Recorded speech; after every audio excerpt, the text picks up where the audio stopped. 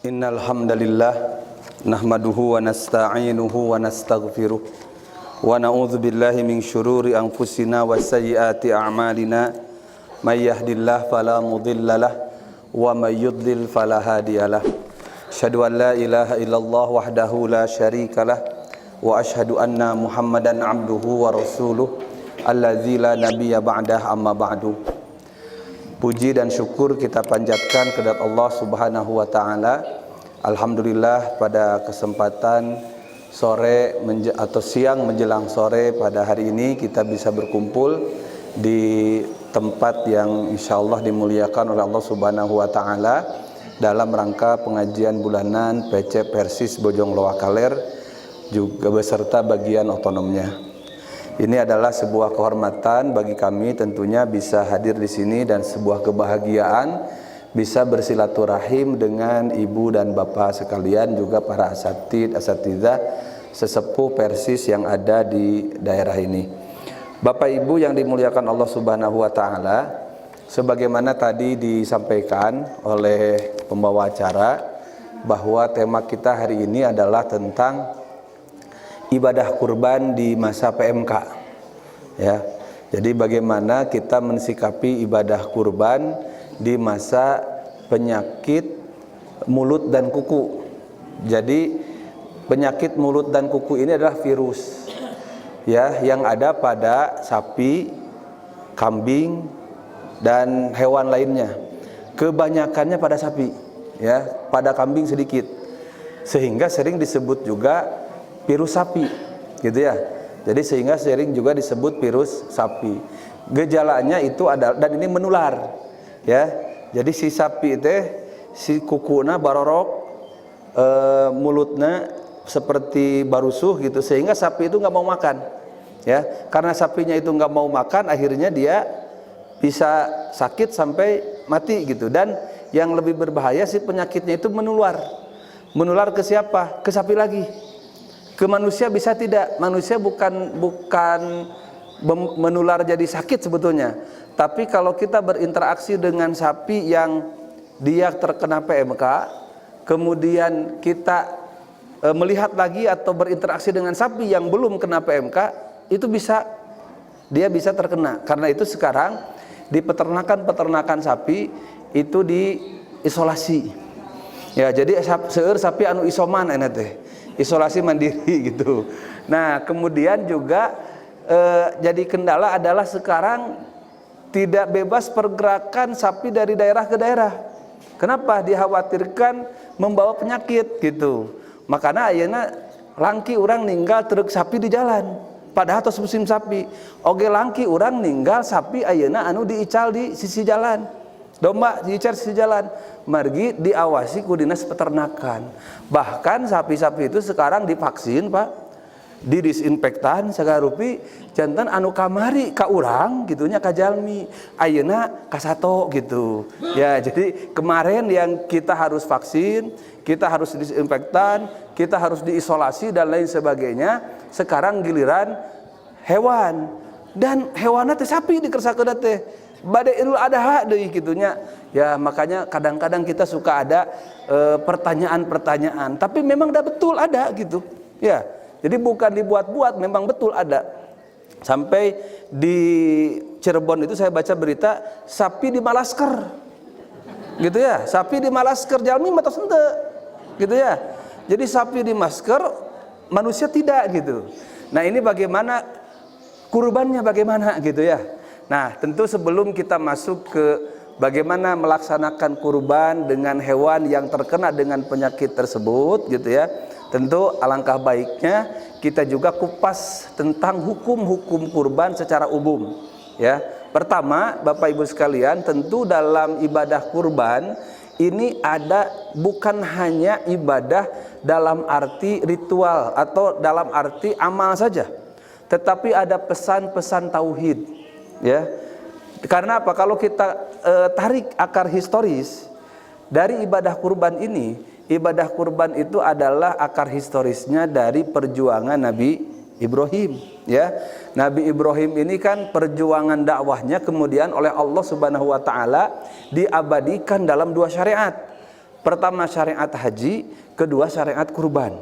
Nah, kalau kita perhatikan, kalau kita renungkan, ya, baik syariat ibadah haji, baik syariat kurban sangat dominan dan sangat kuat sekali pesan tauhidnya. Ya, sebagaimana ketika Allah menempatkan Nabi Ibrahim di Baitullah, ya, wa idz bawwa'na li Ibrahim makanal bait. Apa pesan Allah pertama? Alla tusyrik bi. Janganlah engkau musyrik kepadaku. Ya, jadi ditempatkan di Baitullah, di Ka'bah, Masjidil Haram ayeuna mah pesannya jangan musyrik. Ya, pesannya jangan musyrik. Maka sesungguhnya ibadah haji itu gambaran dari ketauhidan. Ya. Karena dalam ibadah haji yang utamanya adalah lillahnya, walillahi 'alan nas. Ya, kemudian yang utama dalam haji atimul hajja wal umrata lillah, itulah tauhid. Ya, itulah tauhid. Kemudian kalau Allah menyuruh Nabi Ibrahim, ya, antahhira baitiya lit-taifin wal 'aqifin war ruk'is sujud, agar kalian berdua Ibrahim dan Ismail membersihkan baitiya, rumahku, untuk orang yang berdiri mendirikan salat, ya, untuk orang yang ruku, untuk orang yang sujud. Kira-kira maksudnya di piwarang ngepel Nabi Ibrahim teh? Bukan. Tetapi membersihkan Baitullah dari kemusyrikan-kemusyrikan. Ada kemusyrikan di Baitullah? Ada kemusyrikan di Baitullah? Banyak. Ya. Kalau kita lihat dalam sejarah, ternyata ketika Rasul Fathu Makkah, ya, ketika Rasul Fathu Makkah itu di sekitar Ka'bah, di dalam Ka'bah itu tidak kurang dari 360 berhala dihancurkan oleh Nabi. Ya, itu berhala itu dibawa oleh seorang yang bernama Amr bin Luhai. Ya, dari mana? Dari Yaman, dari Syam. Kemudian menjadi sembahan orang-orang jahiliyah, gitu ya. Kemudian dibersihkan oleh Rasulullah agar tidak ada kemusyrikan di sekitar Ka'bah, di dalam Ka'bah. Sekarang masih ada nggak kemusyrikan di sana? Antara tauhid dan musyrik itu, Pak, Bu, sajengkal, sahasta, sasenti, samili, gitunya. Jarum hate mengkol we saeutik musyrik. Kumaha pami urang di payuneun Ka'bah, cing pami urang ngaraos ieu teh nyembah Ka'bah musyrik. Makanya saur Allah, ya, fa'budu rabba hadzal bait. Ibadahlah kalian, sembahlah oleh kalian bukan baitnya, tapi rabba hadzal bait. Rabb, pemilik rumah ini, pemilik Ka'bah. Jadi kita tidak menyembah Ka'bah, tidak mengkultuskan Ka'bah, tetapi kita itu menyembah Tuhan pemilik Ka'bah, Allah, gitu ya. Nah atuh bet mayun ka Ka'bah, da saur Allah mayuna ka Ka'bah. Upami saur Allah mayuna sanes ka Ka'bah mah urang moal ka Ka'bah. Punten, anu tos haji, anu tos umroh, panasaran pami teu nyium Hajar Aswad. Nya, kade eta teh lempengkeun, kalau tidak mengusap, kemudian kalau tidak isyarat, gitu ya. Sudah dimudahkan, tapi ingat, ketika kita mengecup Hajar Aswad, bukan menyembah Hajar Aswad, kade. Makanya Umar bin Khattab ketika mengecup Hajar Aswad, ya, ketika mengecup Hajar Aswad, Umar bin Khattab mengatakannya apa? Wallahi inni a'lamu annaka hajaron la tadurru wa la tanfa. Demi Allah, aku tahu engkau ini batu, la tadurru wa la tanfa, tidak memberi manfaat, tidak memberi madarat, tidak memberi manfaat, gitu ya. Walaula anni ra'aitu Rasulullah sallallahu alaihi wasallam yuqabbiluka ma qabbaltuka. Kalau aku tidak melihat Rasul mengecupmu, aku tidak akan mengecupmu. Jadi Umar bin Khattab mengecup Hajar Aswad itu karena mengikuti sunnah Rasul. Ya, ketika kita mengkultuskan dan mensucikan, mengagungkan sehingga seolah-olah kita menyembah bendanya, itu menjadi musyrik, kade. Tapi kalau kita ketika mengecup itu melaksanakan perintah Allah, mengikuti sunnah Rasulullah, eta tauhid, gitu ya. Makanya di dalam ibadah haji itu bersihkan. Nah, itu pesan tauhidnya, ya. kurban. Apa pesan tauhid dalam kurban? Ya, apa pesan tauhid di dalam kurban? Bagi umat Islam, menyembelih itu jangan jadi wasilah kemusyrikan. Ya. Kenapa? Karena di dalam kehidupan sehari-hari kita itu tidak bisa lepas dari sembelihan. Ya, unggal poe pasti mencit. Tara mencit usah cenah abdi mah. Ya, sok tuang daging tara. Ya, aya sok tuang hayam tara. Dipencit heula henteu. Tah kitu. Ya, fasalli li rabbika wanhar. Maksudna naon? Wanhar li rabbika gitu kan ari wawu atap mah. Maka salatlah kepada siapa salat? Ya karena siapa? Karena Allah. Wanhar dan menyembelihlah. Karena siapa menyembelih? Karena Allah. Sembelihan yang mana? Sembelihan kita sehari-hari. Sembelihan mana? Juga sembelihan kurban, gitu ya. Maka banyak sekali kemusyrikan dalam bentuk sembelihan. Pertama, dipersembahkannya bukan lillah. Ya, sangkan salamet ngabangun imah. Ya, sangkan henteu digoda ku itu ku ieu sangkan ieu. Pencit satu anu ruang huluna pas beton eta. Cing eta naon maksudna? Gitu ya. Nah, kata Allah, fasalli li rabbika wanhar. Maka sesungguhnya pelajaran kurban itu adalah agar kita membersihkan tauhid dari kemusyrikan dalam bentuk sembelihan. Makanya umat Islam, inna salati wa nusuki wa mahyaya wa mamati lillahi rabbil alamin.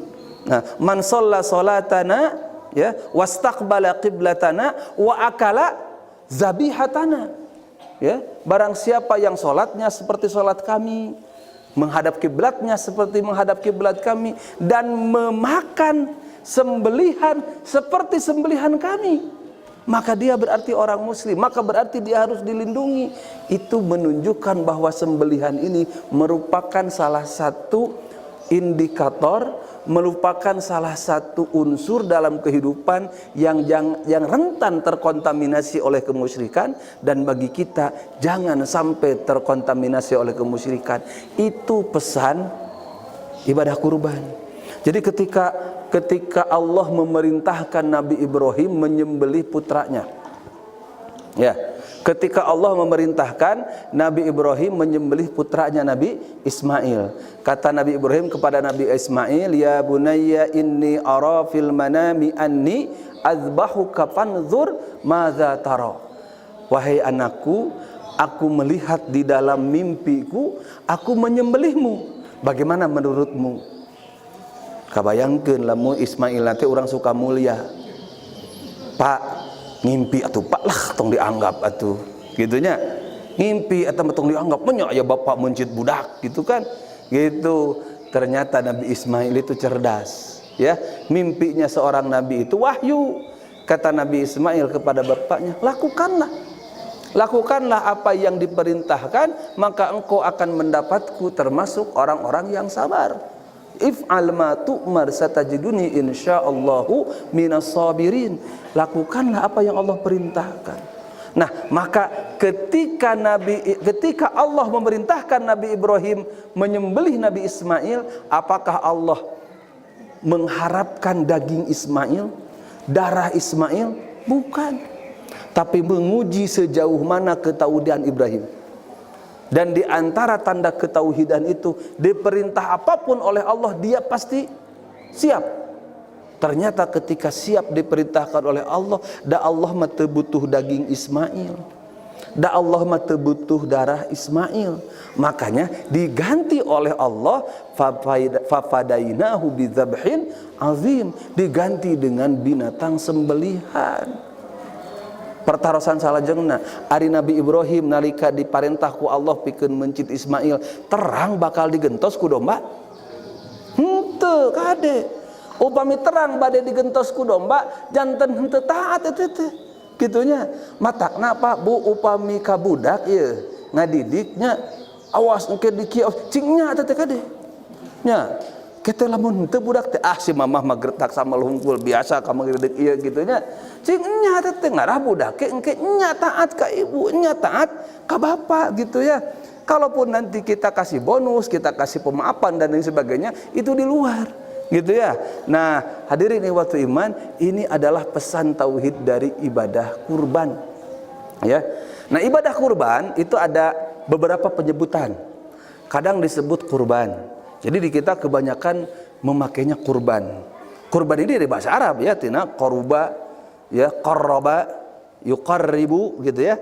Artinya apa? Mendekatkan diri. Ya. Artinya mendekatkan diri. Dalam Al-Qur'an surat Al-Maidah ayat 27. Ya, watslu alaihim naba abnai adama idz qarraba qurbanan fatuqabbala min ahadihima wa lam yutaqabbal minal akhar innama yataqabbalullahu minal muttaqin. Dan bacakanlah kepada mereka berita tentang dua anak Adam ketika dua-duanya berkurban, yang satu diterima, yang satu tidak, gitu ya. Maka kurban di sini adalah persembelihan untuk mendekatkan diri kepada Allah Subhanahu wa taala, disebut kurban. Disebut udhiyah. Ya, udhiyah itu dari dhaha yudhahi. Ya, dhaha yudhahi itu artinya mengorbankan. Ya, pengorbanan gitu.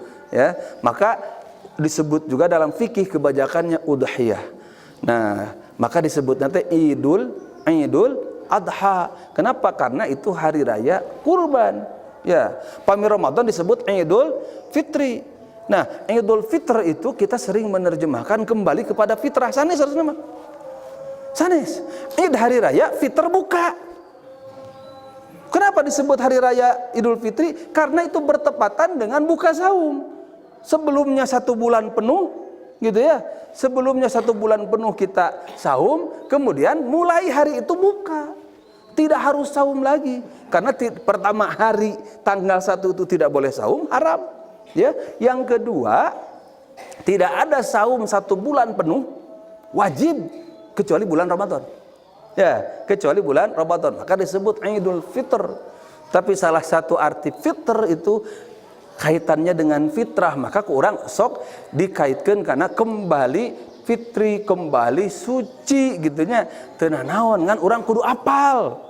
Yen ari Idul Fitr teh arti asalna mah hari raya anu bertepatan sareng buka puasa gitu. Nya. Siga kieu teh sok aya naon salah kaprah gitu. Dina Idul Fitri di Indonesia sok ngucapkeun minal aidin wal faizin. Sim kuring ditaros Ustaz bid'ah teu kela-kela. Tong waka ngabid'ahkeun heula. Ngan nu bid'ah mah terjemahna cenah teh. Kumaha kitu? Nya minal aidin wal faizin aya diterjemahkeun mohon maaf lahir batin. Dapan eta teh bahasa Arab na kakaler, terjemahna ka kidul gitu. Nyata nyambung gitu. Minal aidin termasuk orang-orang yang kembali, wal faizin orang-orang yang mendapatkan kemenangan gitu nya. Terjemahkeun we mohon maaf lahir batin gitu ya. Nah, tapi ucapan yang masyru itu adalah taqabbalallahu minna wa minkum. Banyak ucapan-ucapannya bahasa Indonesia, bahasa Arab gitu kan.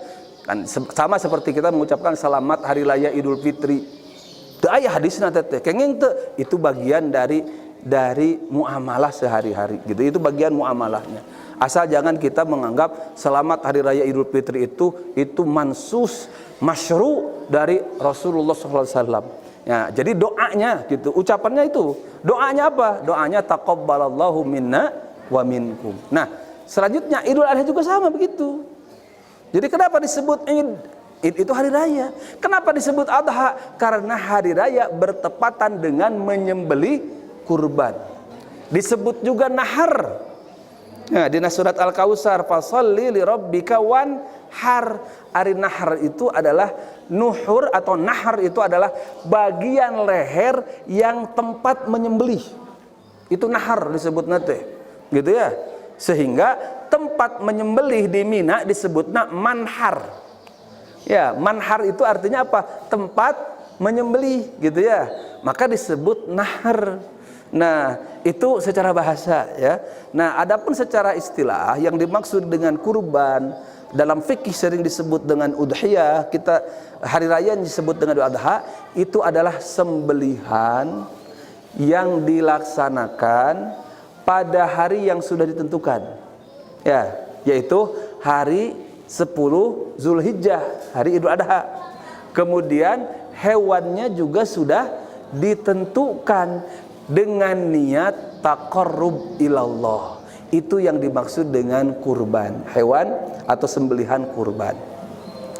Lalu hukumnya, hukum kurban teh kumaha?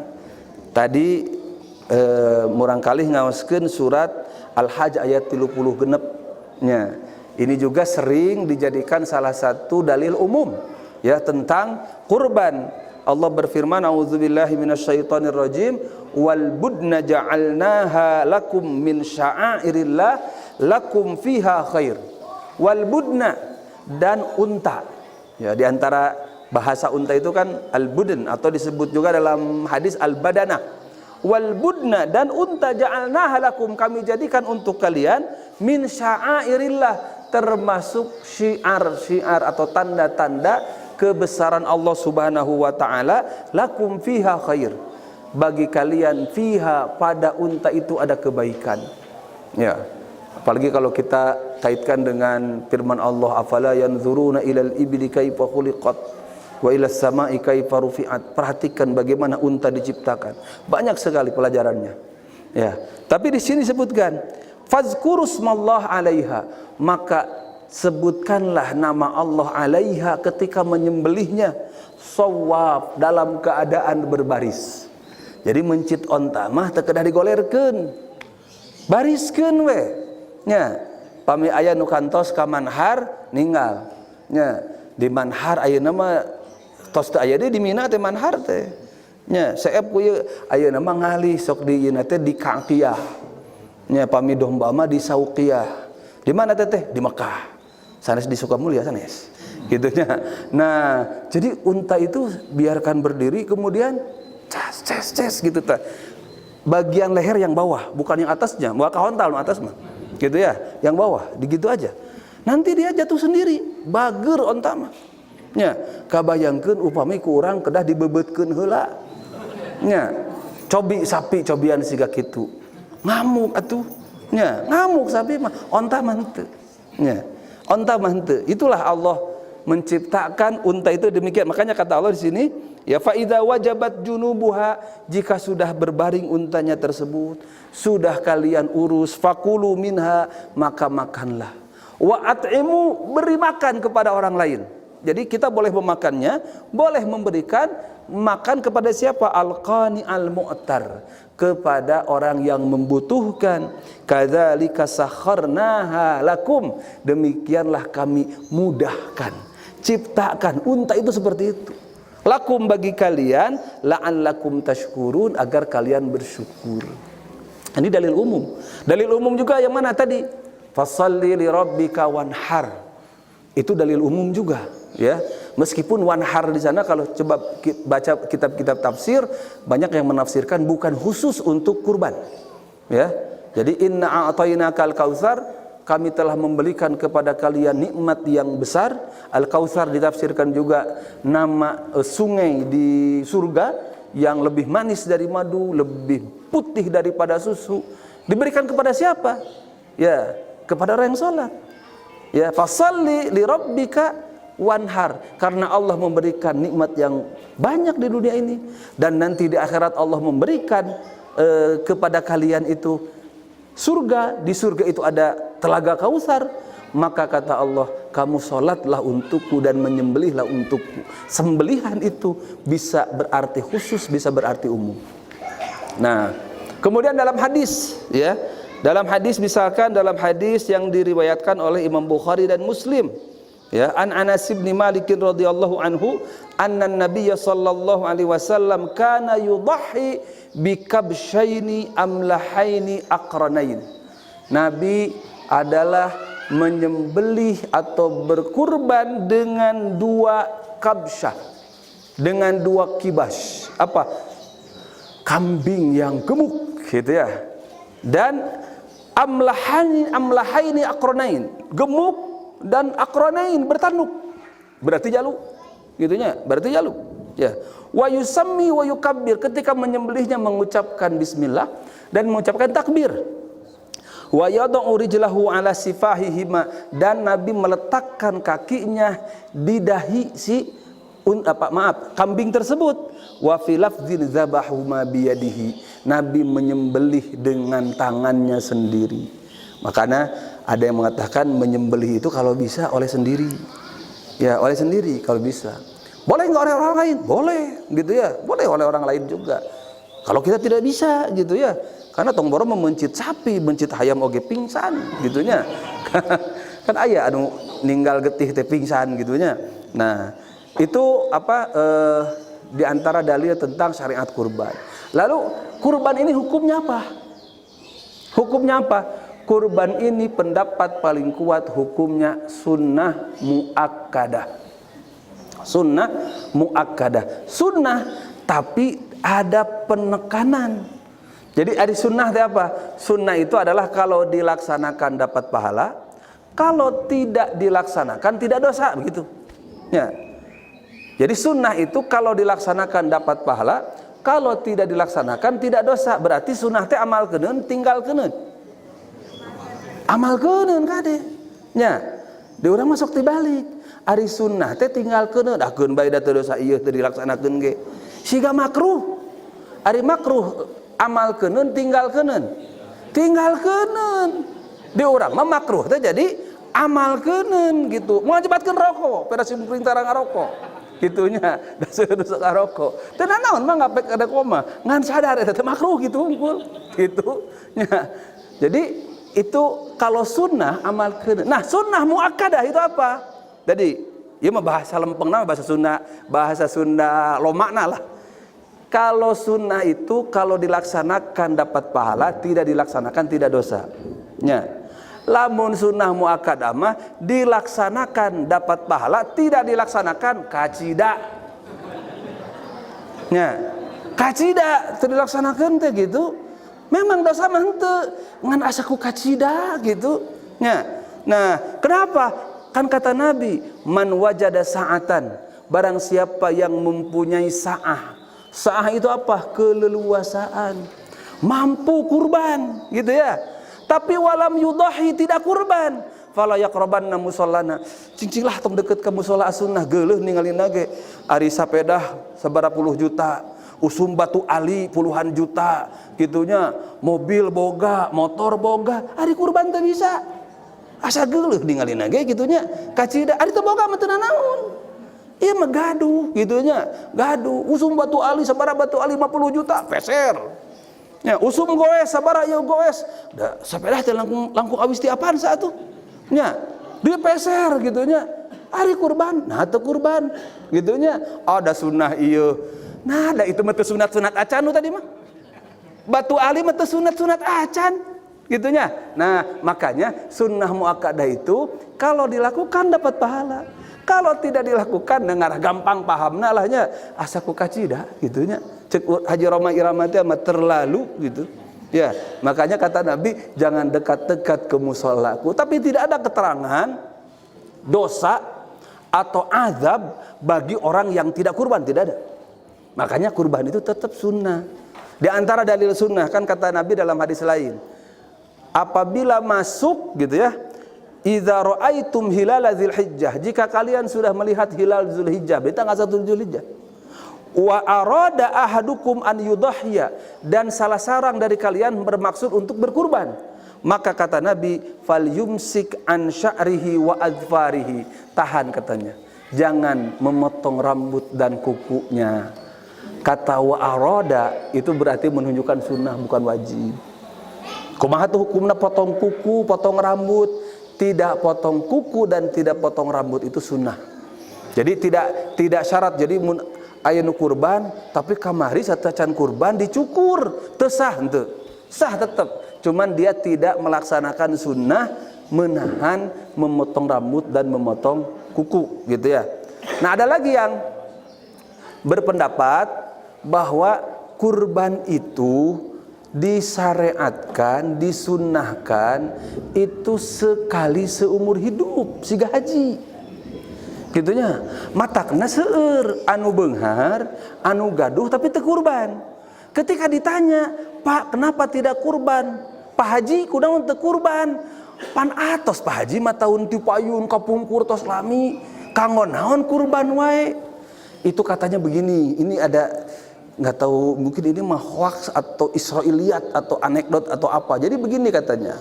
Jadi hewan yang kita sembelih itu akan menjadi tunggangan kita nanti di akhirat.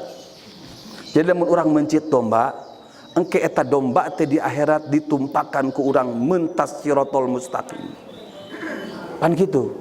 Nya, matakna naon? Cukup we hiji. Nya, kabayang teu ibu ngagaduhan yuswa tiasa mencit salami 30 tahun. Mencit domba 30 kali kurban. Panginten di akhirat teh ngangonnya.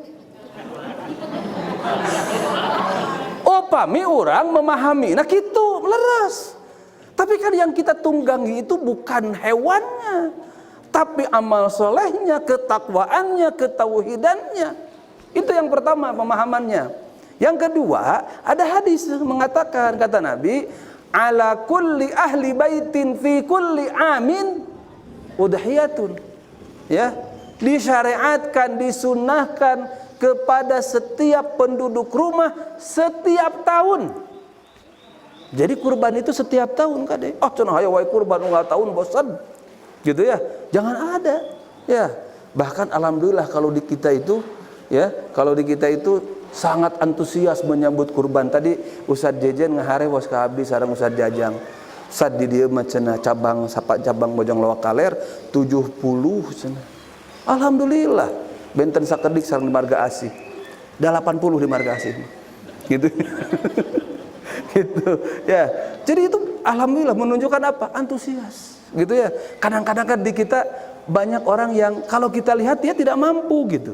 Tapi dia mau nabung, akhirnya mau Bapak bisa berkurban. Nah, itu hukum kurban ya.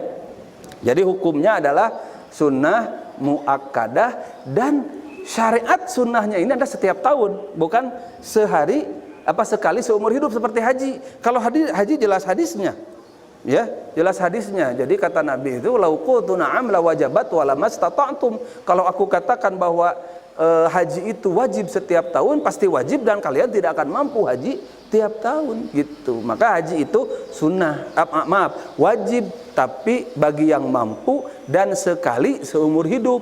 Kalau lebih dari sekali, kedua, ketiga dan selanjutnya itu sunnah, gitu ya. Kemudian, kapan waktu pelaksanaan? Kapan waktu pelaksanaan ibadah kurban? Di dalam hadis yang diriwayatkan oleh Imam Bukhari Muslim muttafaq alaih dari Jundub bin Sufyan, Rasul bersabda, Jundub berkata, syahidtul adha ma'a Rasulillah sallallahu alaihi wasallam. Aku menyaksikan Idul Adha bersama Rasul, atau lebih tepatnya aku melaksanakan salat Idul Adha bersama Rasulullah sallallahu alaihi wasallam. Falamma qada salatahu bin nasi, ketika sudah selesai salat dengan orang-orang, nadhara ila ghanamin qad zubihat. Nabi melihat ada domba sudah disembelih. Ya. Terus Nabi mengatakan bersabda, man dzabaha qabla sholati falyazbah makanaha ukhra. Barang siapa falyazbah makanaha syatan. Kata Nabi, kalau ada yang menyembelih sebelum sholat, maka nanti sembelih lagi. Makanaha, penggantinya syatan, seekor kambing. Jadi karena Nabi melihatnya ada kambing yang sudah disembelih.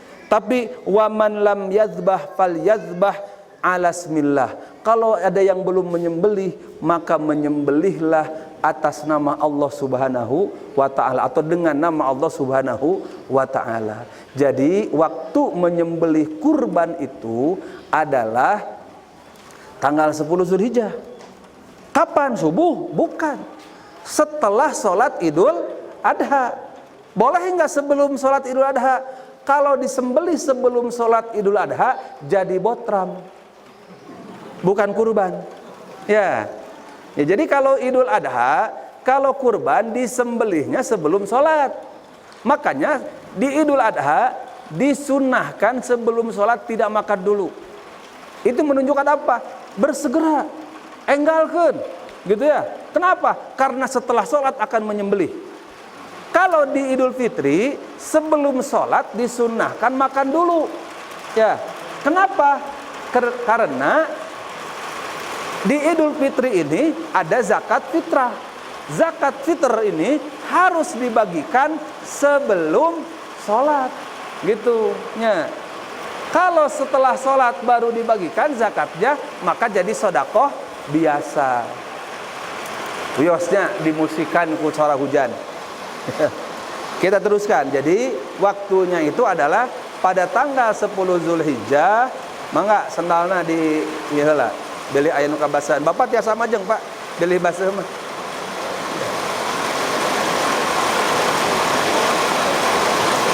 Baik, kita lanjutkan lagi.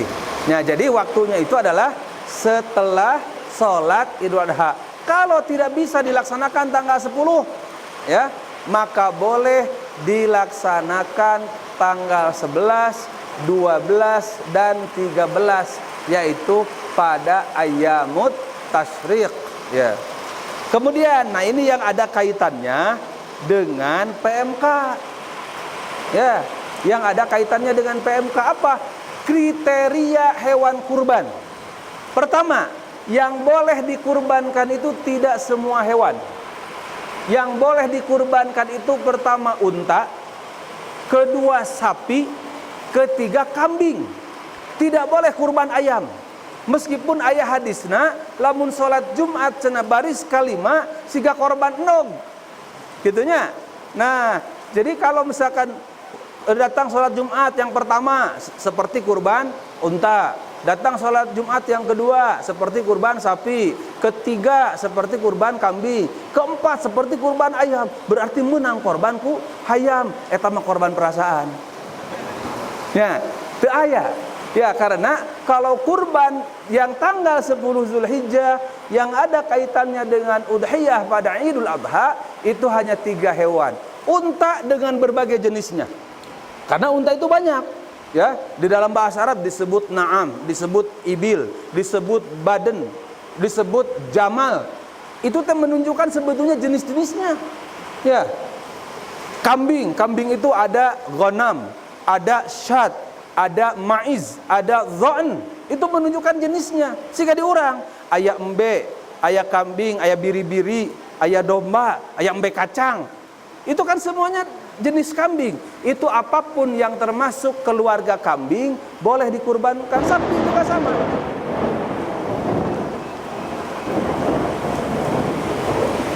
Sapi juga sama, kan banyak jenisnya. Ya, maka semua jenis sapi itu boleh dikurbankan.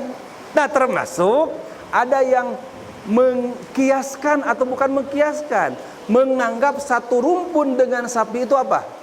Kerbau, munding. Ya, makana munding kenging teu dijantenkeun dikurbankeun. Munding itu atau kerbau itu satu rumpun dengan sapi, gitu. Ya, jadi dimakan. Tapi kalau kuda tidak boleh. Ya, meskipun kuda itu jarang dimakan dagingnya, ada di beberapa daerah daging kuda itu dimakan, tapi tidak boleh kuda itu dikurbankan. Nah, itu pertama ya. Dalilnya ya, di dalam beberapa hadis ini disebutkan, di antaranya ya, dari riwayat Muslim dari Jabir bin Abdullah, Rasul bersabda atau Jabir berkata, "Naharna ma'an Nabi sallallahu alaihi wasallam amal Hudaybiyati al-badanata an sab'atin wal baqarata an sab'atin." Kami berkurban pada waktu tahun Hudaybiyah, berarti tahun ke-6. Ya, kurban ini diwajibkan atau bukan diwajibkan, disyariatkan tahun kedua. Ya, bareng dengan syariat Ramadan, bareng dengan syariat 2 hari raya.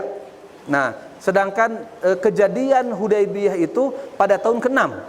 Nah, kata Jabir, kami pada Hudaybiyah itu berkurban itu dengan unta untuk 7 orang dan dengan sapi juga untuk 7 orang, gitu. Kalau kambing tadi, hadis yang pertama saya bacakan, Nabi menyembelih 2 kabsyah, gitu ya, 2 kambing yang gemuk dan juga bertanduk, gitu ya. Nah, Kemudian ada juga hadis yang menunjukkan bahwa unta itu boleh untuk 10 orang. Ya. Dari Ibnu Abbas, riwayat Imam Tirmizi. Kata Ibnu Abbas, kunna ma'a Rasulillah sallallahu alaihi wasallam fi safarin fahadaral adha fashtarakna fil baqari sab'atan wa fil ba'iri asyaratan. Kata Ibnu Abbas, kami pernah bersama Rasulullah di satu safar, satu perjalanan. Kemudian datang waktu menyembelih kurban atau Idul Adha. Fashtarakna fil baqarati sab'atan, maka kami berserikat bersama-sama dalam baqarah itu, dalam sapi itu 7 orang, dan pada unta itu 10 orang. Jadi unta itu boleh untuk 10 orang. Nah, kemudian itu jenis hewannya. Ya, jenis hewan yang boleh dikurbankan itu berarti rumpun unta, rumpun sapi, dan rumpun kambing. Tidak boleh di luar rumpun tersebut.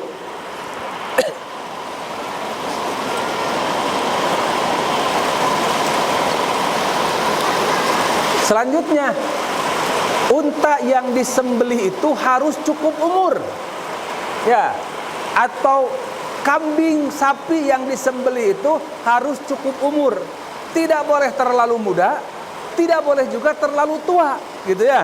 Nah, di dalam hadis disebutkan dari Jabir ini, Rasul bersabda, la tazbahu illa musinnatan. Janganlah kalian menyembelih kecuali hewan yang umurnya masuk tahun ketiga. Ya. Jadi kalau tahun kedua masuk tahun tahun pertama masuk tahun kedua, itu disebutnya tabi'. Kalau tahun kedua masuk tahun ketiga, itu disebutnya musinnah. Itu hewan yang sedang lezat-lezatnya gitu, sedang bagus-bagusnya untuk disembelih. Nah, kemudian illa ayyasura alaikum, kecuali kalau kalian sulit mendapatkan yang musinnah, masuk usia 3 tahun, ya. Fatazbahu jaza'atan minadh-dha'ni, maka boleh menyembelih jaza'ah. Jaza'ah itu yang masuk usia 4 tahun masuk ke 5. Itu jaza'ah. Jadi kenging teh ngolotan, sanes ngoraan, gitu ya. Jadi kalau tidak ada yang usia 2 masuk usia 3, maka boleh usia 4 masuk usia 5. Berarti apa? Berarti hewan yang disembelih itu harus cukup umur. Nah, yang ketiga nih, kriteria hewan ini yang kaitannya dengan PMK, harus sehat. Hewan itu harus sehat, gitu ya. Makanya Nabi mengatakan, arba'un la tajuzu fid dhahaya. Ada 4 hewan yang tidak boleh dikurbankan. Ya. Pertama, kata Nabi itu adalah al-aura'ul bayyinu auruha, hewan yang juling, hewan anu pecak, wasji, awas hiji. Jadi matanya itu satu melihat, satu tidak. Unta itu, iya cenah domba teh wasji dijual moal payu, kurbankeun we teu meunang. Kurban mah kudu alus, gitu ya. Nah, jadi unta hewan, baik kambing, baik unta, baik sapi yang tidak juling, tidak saur urang Sunda mah teu pecak, ya. Nah, kemudian yang kedua yang tidak boleh itu al-maridatul bayyinu maraduha, hewan yang sakit, yang jelas sekali sakitnya, nampak sekali sakitnya, itu tidak boleh dikurbankan. Ya, boga domba muyung, memeh paeh dikurbankeun, gitunya, henteu dipencit ke paeh, itu tidak boleh. Kenapa? Iya malin kurban micen, gitu ya. Maka tidak boleh kurban hewan yang sakit, yang jelas sekali dia nampak sakit, ya. Kemudian yang selanjutnya yang tidak boleh itu apa? Al-arja, yang pincang, ya. Hewan yang pincang, ay al-bayyinu dhal'uhu, yang kelihatan sekali pincangnya. Dan yang terakhir yang tidak boleh itu wal kasirah allati la tunqi, dan hewan yang sudah tua, anu tos liat dagingna, tos teu aya sumsuman, lamun dibagikan ke fakir miskin karunya tegaduhan presto gitunya. Upami anu gaduh mah gaduh presto tiasa di presto 5 jam lami-lami teuingnya bakat kutuas gitunya, bakat kutuas eta dagingna gitu. Maka yang sudah dagingnya sudah tidak layak untuk dikonsumsi, sudah tidak sumsumnya, tidak boleh dikurbankan. Nah, dari hadis ini berarti hewan yang dikurbankan itu pertama tadi jenis hewannya jelas, umurnya mencukupi, dan yang ketiga hewan itu harus sehat, tidak mempunyai penyakit, baik itu cacat ya, seperti tadi cacat mata atau cacat fisik kaki gitu ya, ataupun dagingnya sudah tidak enak, ataupun penyakit apa saja tidak umum. Nah, maka berkaitan dengan kurban di zaman PMK ini ya, berkaitan dengan kurban di zaman PMK ini, maka hewan itu ada yang kena PMK itu ada 2 macam. Ada yang gejala ringan, ada yang gejala berat. Ya. Kebetulan di Dewan Hizbah ini baru akan dibahas minggu depan. Karena kita mau bahas ini kebetulan minggu depan itu akan ada sidang Dewan Hizbah. Makanya nanti sekalian minggu depan itu ini dibahas. Tapi kalau kita lihat dari dalil ini, kebetulan yang sudah keluar itu fatwa MUI. Jadi MUI mengeluarkan fatwa nomor 32 tahun 2022 tentang hukum dan panduan pelaksanaan ibadah kurban saat kondisi wabah penyakit mulut dan kuku. Ya. Jadi pertama nih kata MUI ya, umat Islam yang akan berkurban itu harus memastikan hewan yang akan dikurbankannya itu sehat. Ya. Jadi enak orang zaman PMK kieu boleh kurban? Boleh. Selama apa? Selama kita bisa memastikan kurbannya itu hewannya itu sehat.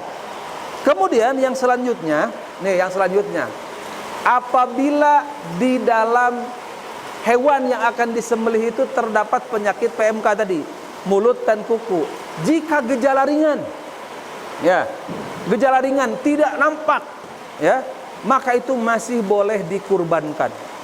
Tetapi kalau gejala berat, penyakit mulut dan kukunya itu sangat terlihat, mulutnya punten barorok misalkan tanya, kuku na oge barorok ketinggal dugikeun ka eta hewan teh tidak mau makan, teu daekeun nyatu gitunya eta sato teh, maka itu nampak sekali dia jelas sakitnya, maka hewan seperti ini tidak boleh dikurbankan atau tidak boleh dijadikan hewan kurban.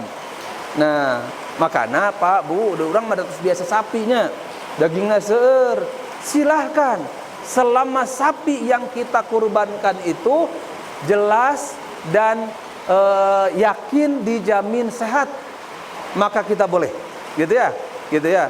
Kemudian yang kedua, kalau tidak bisa dengan sapi, maka kita bisa memilih alternatif hewan lain, ya, yang tidak mempunyai PMK. Misalkan yang tidak ada gejala PMK banyak itu adalah kambing. Meskipun sekarang kita jarang melihat penjual kambing kurban di pinggir-pinggir jalan. Biasanya bulan-bulan ini itu sudah banyak gitu ya. Mungkin karena PMK juga gitu ya. Jadi artinya yang pertama, hewan yang akan kita sembelih itu harus yakin sehat. Kalau dia mempunyai penyakit termasuk penyakit mulut dan kuku dan bergejala berat, maka hewan tersebut tidak layak dikurbankan. Bagaimana caranya? Ya. Kenapa? Karena ini wabah.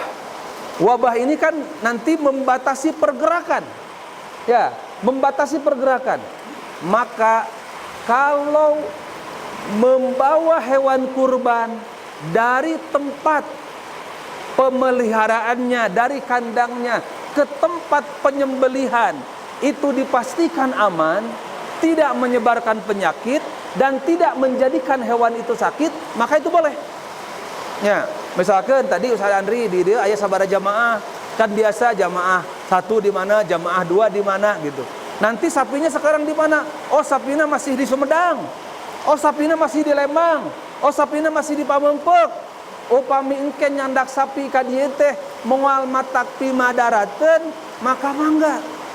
Tapi kalau ternyata sapi itu dibawa ke tempat penyembelihan itu nanti akan menimbulkan masalah pada sapinya atau masalah kepada orang setempat yang kedatangan sapi tersebut, maka hewan tersebut boleh disembelih di tempat tersebut. Ya. Jadi misalkan sapina meser di mana di Sumedang, pencit we di Sumedang. Ya, ka dieu mah dagingna kengeng henteu. Darurat, Pak. Ya, sok sanaos teu puas ke teh urang teh. Nya wios teu puas ge asal sah. Gitu ya, asal sah. Seperti yang jemaah haji, itu tidak semua bisa melihat langsung ke tempat penyembelihan kurban. Ya. Kenapa? Karena jauh, terbatas, dan di waktu kita harus jumroh. Ya, maka biasanya itu diwakili oleh pembimbing karu itu untuk menyaksikan penyembelihannya gitu.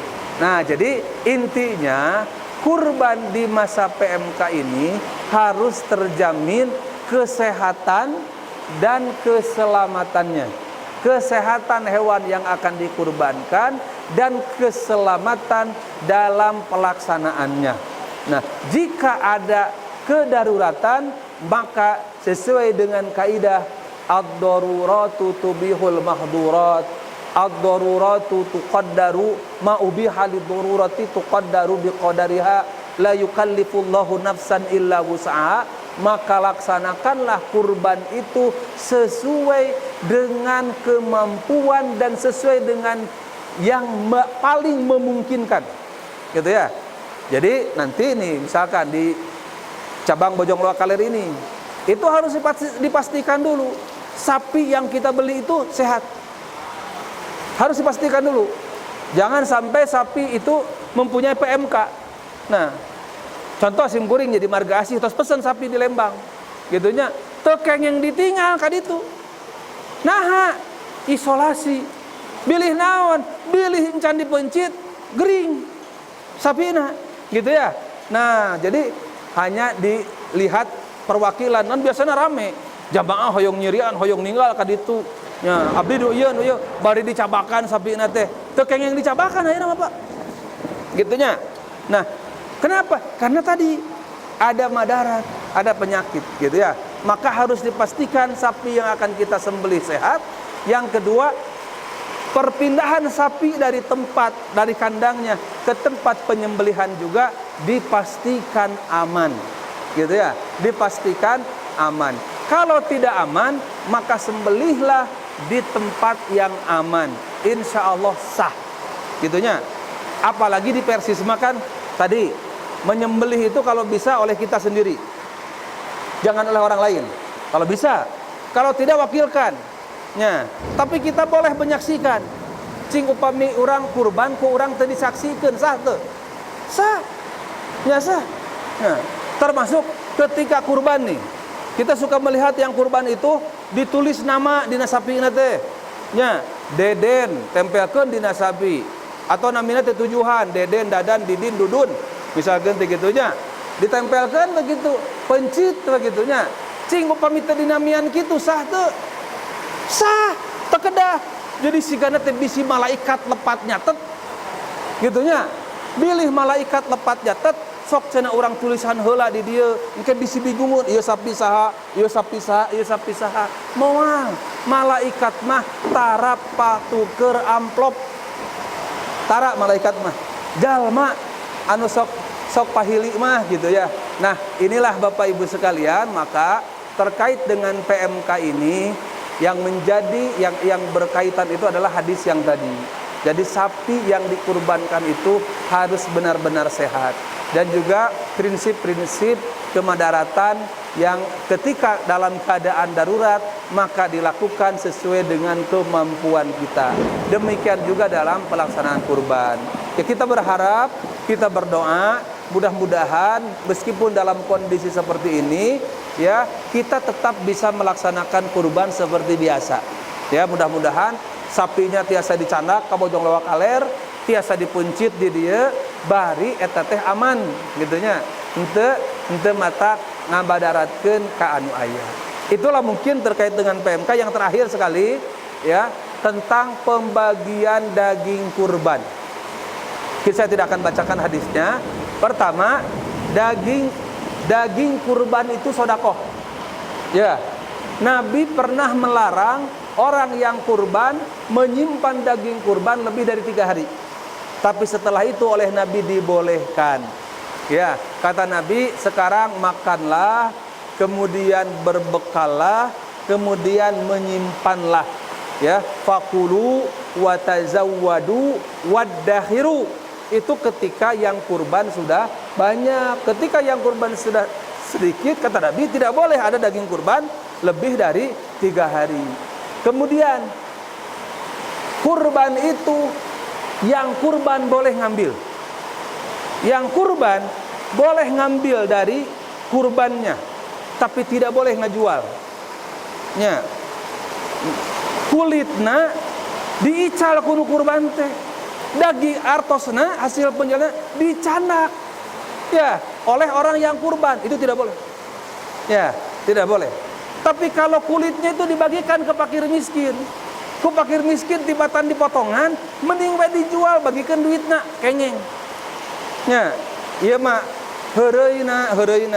Lamun urang kurban, si kulitna teh ku urang dijual, dicanak eta kulit teh, gitunya. Dicanak artos tina jual kulit teh kudu kurbanna, engke di akhirat sapina teu kulitan. Heureuyna eta mah nya. Artinya hewan yang kurban itu kita harus serahkan semuanya, meskipun kita boleh ngambil, boleh mengkonsumsi, tapi tidak boleh menjual. Tapi pami fakir miskin anu ku urang di pasihan, tos kenging daging jadi milikna. Upami ku anjeunna diical teh sawios. Nya, misalkan kenging daging 10 kilo, gitunya. Kenging daging 10 kilo, tapi teu gaduh beas, teu gaduh minyak, teu gaduh gas. Ical we sapali, kanggo meser beas, kanggo meser minyak, kanggo meser gas, kenging. Kanggo mustahik, nya. Sanes kanggo anu kurban. Anu kurban mah kenging nyandak kanggo tuangeun. Karena itu adalah ketika diberikan ke fakir miskin itu menjadi miliknya, tapi dah jarangnya jarang nugikeun ka diical sapertos kitu. Ya, dan itu lebih baik jangan sampai dijual seperti itu. Di kita kan yang suka dijual itu kulitnya, tapi bukan oleh mudhahi, tapi kulitnya itu dijual. Dan biasanya kulit itu kalau di jamnya itu suka digunakan untuk sabilillah, gitu ya. Nah, kemudian yang satu lagi terakhir ini yang tidak boleh itu adalah kita memberi upah untuk penyembelihan dan pengurusan dari daging. Sok cenah pangmencitkeun, panguruskeun, buruhna nyokot we sakilo tidinya. Tidak boleh. Wala taj'al fi jizaratiha syai'an, kata Nabi. Dan janganlah engkau menjadikan fi jizaratiha, dalam penyembelihannya, penjagalannya itu sesuatu dari sapi tersebut atau dari binatang tersebut. Jadi kalau kita mau memberi upah kepada yang menyembelih, yang mengurus, maka upah itu dari luar daging kurban. Meskipun anu mencit teh kurang teh dipasihan daging, eta mah masihan sapertos masihan ka fakir miskin, sanes sebagai upah dari dia menyembelih dan mengurusnya. Itulah mungkin kurang lebih Bapak Ibu sekalian, teka raos sok sanaos hujan, hampir sajam si kuring nyarios. Mudah-mudahan ini memberikan pengantar kepada kita dan menjadikan bekal yang saya merasa ini kan masalah-masalah yang setiap tahun kita berulang. Jadi etang-etang ngapalkeunnya, etang-etang mengulang lagi apa yang biasa kita laksanakan dan sudah kita ketahui sebagai bekal untuk kita amalkan. Dan satu poin, karena sekarang di musim PMK, maka tadi gitu ya, pesannya adalah pastikan kurbannya itu sehat, hewannya itu sehat, dan pastikan dalam pelaksanaannya juga aman. Ketika tidak sehat, jangan dijadikan kurban, cari yang sehat. Ketika dalam pelaksanaannya ada hal-hal yang diperkirakan tidak aman, maka pilihlah cara yang aman untuk semuanya. Demikian, terima kasih atas perhatiannya. Untuk sementara saya kembali kepada moderator. Mangga, Kang.